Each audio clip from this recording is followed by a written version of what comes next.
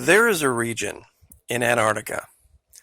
Came across it about, I'd say 4 to 6 weeks ago. It's called the Mertz-Ninnis Valley. It's spelled MERTZ space NINNIS Valley. And in this region, I have discovered more evidence of civilization, past, present, than I have just about anywhere else on the whole continent. If there's going to be disclosure, it's going to come out of this area. There's so many things in here, it's almost impossible to label them all and not have this just turn into a giant jumbled mess of letters. But the best way I can describe what I'm finding here is, let's say that you had someone in your town who was an artist and they had a workshop. And you would go there occasionally and you would see their statues and their sculptures and their paintings. And they had all of the stuff that they used to create. And one day there was a disaster, an earthquake, something like this. And everything was just tossed about and thrown down and destroyed. And you went there to try to reclaim some of that stuff.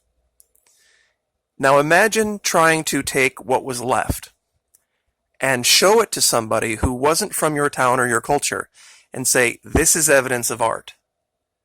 This is evidence of something that was amazing and fantastic and beautiful, just showing shards of pottery or perhaps a small ripped piece of cloth from a painting or a dried up old paintbrush. I believe that's what we're seeing here. I honestly believe that is the case because there are glimpses of things that have been left intact. But then there's also just widespread destruction, but definite signs of organization. Because I've looked in Siberia, I've looked in Canada, I've looked in Greenland, I've looked in Montana, I've looked anywhere and everywhere you can find snow, ice, wind, and rock, and I don't see pictures of serpents and dragons and faces and pictographs and numbers and symbols in the quantity that you find here in this one tiny valley in Antarctica. And I just wanted to show this. I've mentioned, like, this is the most creative wind I've ever seen in my life.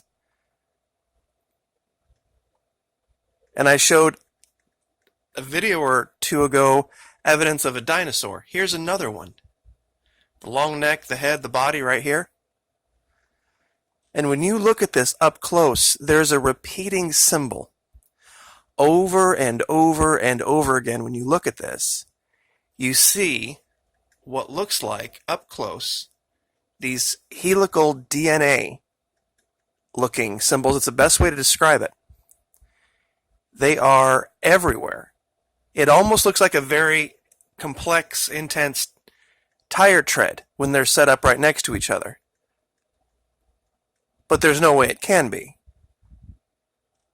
Because there's absolutely zero evidence of modern man here. And we've shown this a dozen times at a dozen different locations. What it looks like when mankind is there. The buildings, the different structures, the power lines, all that. One of the clearer, I should say, symbols. I'll turn the light down here to see if you guys can see it. Right here on the left is what looks, it's a shield. It's, the layout of it is absolutely undeniable.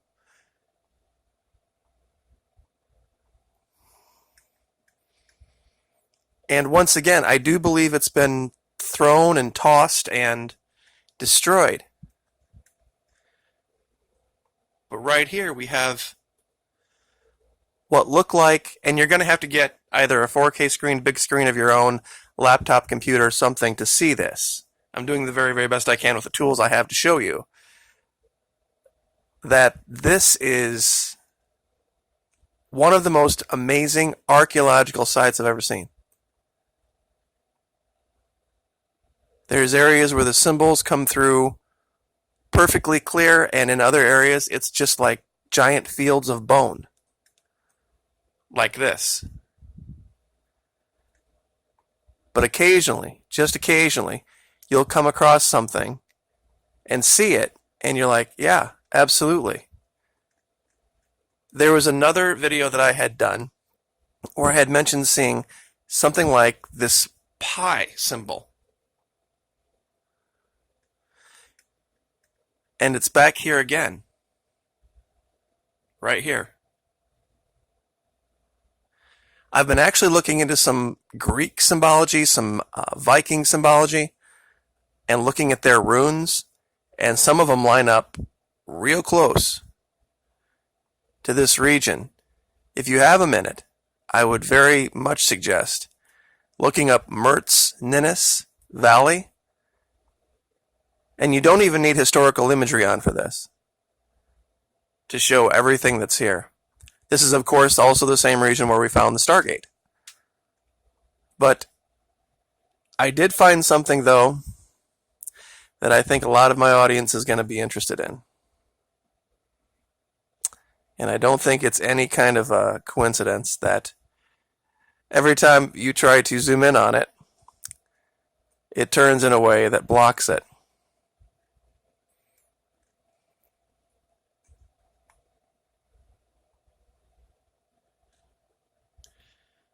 Five-sided Pentagon. Clear as day. Let me get this zoomed around real quick and tilted properly.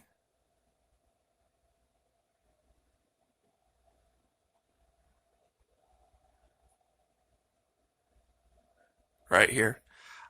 I haven't actually measured this yet myself. I figured I would do it in the video.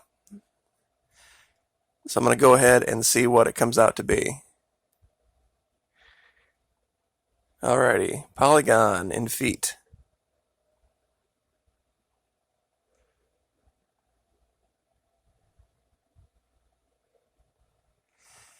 Looks like ballpark about 92 feet around.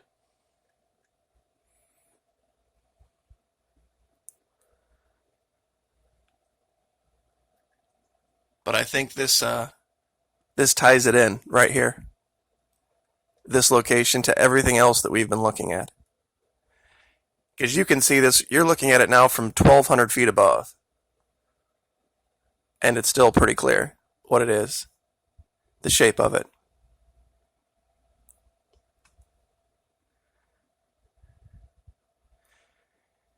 You know, it's one of those videos where I wish there was some mind-shattering, thing like the dragons or the dinosaurs or something like that, but it really isn't. There is, very close to this,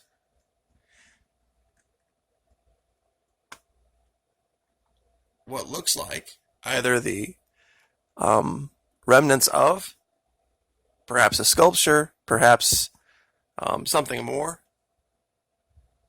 But when you look at it clearly, and it's not showing up here as well as I'd like, right here, there's like an emerald colored eye on the head of this thing. I'm going to try to kick down the light.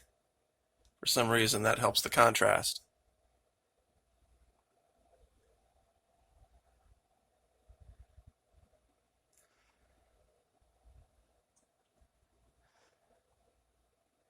What's going on here? I think it's way over a lot of our heads. I mean, it really is. It's something where I'd like to say that I have a complete grasp of what I'm looking at, but I know it has nothing to do with just wind, ice, snow, and rock. This is a different location. I wanted to show this just so I didn't forget about it. It looks like one of those serpents we've been talking about. The head's here. The body is obscured here, but its tail was left exposed up here.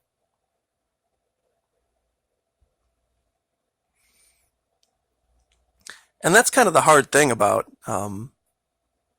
debunking some of these things, is that if it's just someone seeing shapes in the clouds, you would think I would see raccoons and bunny rabbits and giraffes and other things in the same percentage as I see dragons and serpents.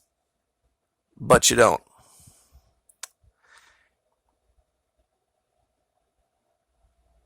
We're going to fly back over there real quick. Sorry about this. There we go. And there is evidence of humanoid life. I had mentioned in a couple of other videos, or it had been mentioned to me, I should say, that I had missed what looked like people standing next to the things that I was describing. I try to stick with things that are very big and easy to see. Stuff like this, it's not as easy to see. It is for me because I have this giant computer screen, but I'm learning that the vast majority of my viewers aren't watching on big computer screens. But I'm also learning that some people have 65-inch 4K TVs too, so, there's that. But just about everywhere you look, you can see where it's just barely outside the range of visual acuity, but it's there. It's absolutely there. The last place I want to take you guys is a location that made the news, or made TV. They did this whole documentary on this guy who found what he thought was this steel door in Antarctica. Now, it might be. Okay, it shows this opening here, and then you look off to the left, and lo and behold, there's a steel door there. Now, I labeled it. I didn't discover this myself. But let me show you what I did discover. I was totally unaware of this location when I found this other one, very, very close to it. And this was one of the first things that I found. I thought this was the strangest thing. There was this area of the ice where it looks like something had surfaced, and then there was this just weird, perfectly cut square path that just dead-ended.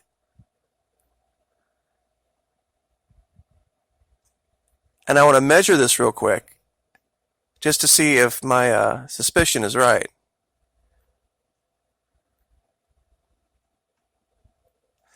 This opening is 1,300 feet long. So this could easily have been a submarine coming up through the ice and then creating some type of a path. And I'll show you the proximity here.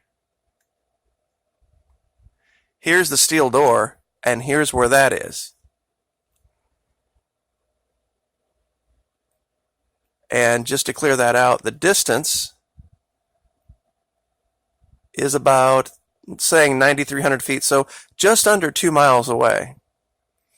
So not an undoable distance for anyone attempting to investigate. So I think that's what this might be evidence of. So anyway, 14 and a half minutes, I'll leave it there.